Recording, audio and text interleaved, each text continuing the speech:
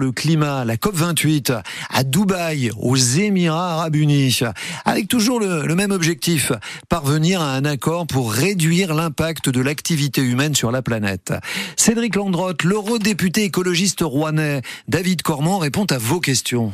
Bonjour David Cormand. Bonjour. Alors évacuons tout de suite la question dont on parle depuis plusieurs jours, cette COP à Dubaï. Est-ce que vous êtes dans le camp de ceux qui disent qu'il vaut mieux impliquer les pays pétroliers et gaziers à la lutte pour le climat, comme les Émirats Arabes Unis, ou bien c'est une hérésie pour vous d'aller la faire là-bas ? Il vaut mieux les impliquer, mais pas à leurs conditions. Et je pense que le signal politique qui est envoyé par la présence de cette COP dans les Émirats pose question, surtout que par ailleurs, ces États mènent des entreprises de lobbying pour maintenir un modèle tel qu'il est. Donc je suis dubitatif sur ce choix qui a été fait. Maintenant que c'est le cas, il faut se concentrer sur l'objectif de cette COP28 qui est très importante parce que nous devons, j'ai envie de dire désormais, nous battre sur deux fronts.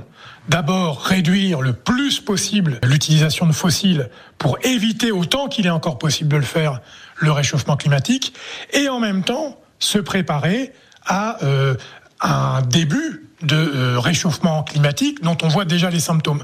Donc en fait, on doit agir sur ces deux camps. Et pour ça, il y a besoin que les pays les plus riches prennent leur part du travail, que les pays producteurs de pétrole également, mais aussi qu'on fasse attention aux pays les plus fragiles qui, eux, se retrouvent avec une double peine.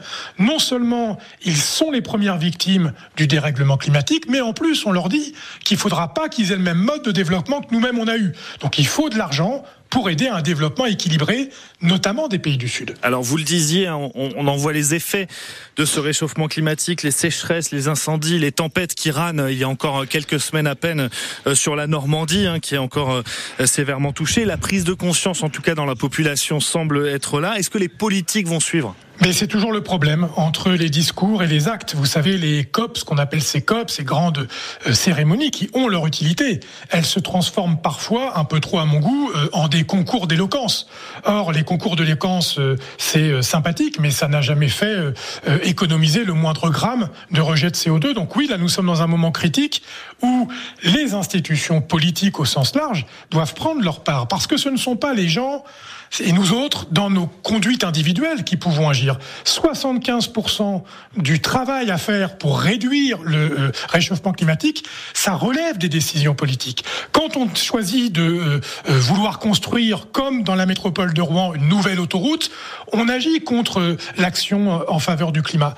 Quand on développe des projets climaticides, on prend les mauvaises décisions. Donc à un moment, il faut être cohérent entre ce qu'on doit faire et ce qu'on fait. David Cormand, il y a de nombreuses thématiques évidemment au cœur de cette COP28. On va en choisir une qui nous concerne ici tout particulièrement en Normandie, la préservation des océans et tout ce que le dérèglement climatique et notamment la fonte des glaces entraîne, l'érosion du trait de côte par exemple.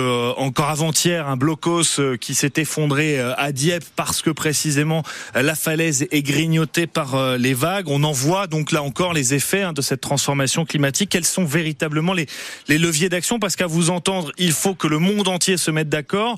À l'Union européenne, vous avez parfois déjà du mal à 27, on n'imagine même pas ce que ça peut être à 180. Oui, mais on n'a pas le choix. Donc en fait, il faut continuer à essayer de le faire. Vous avez raison, l'objection est juste, mais il faut quand même réussir à le faire. Et c'est pour ça que je vous disais tout à l'heure qu'il faut pas seulement agir sur le fait de réduire le changement climatique. Maintenant, nous devons commencer à nous préparer aux effets du changement climatique.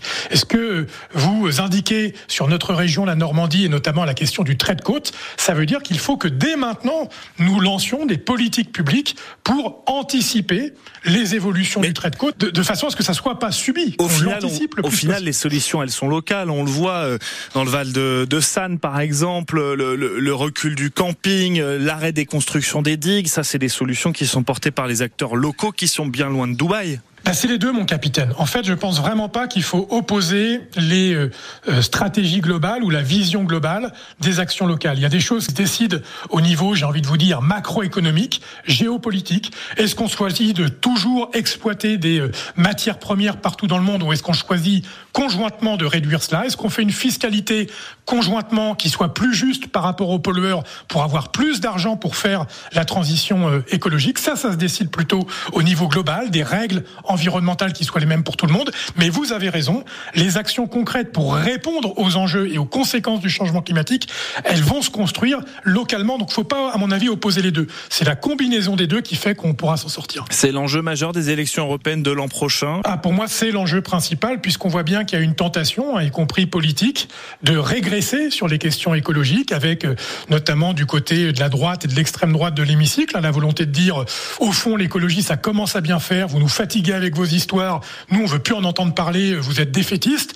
Et je pense, celles et ceux qui disent non, nous devons être lucides. Et l'Union européenne, c'est une des échelles où on peut agir correctement. Il faut faire en sorte que l'Europe soit le fer de lance de cette transition écologique. Nous avons un rôle, nous, l'Union européenne, fondamental à jouer.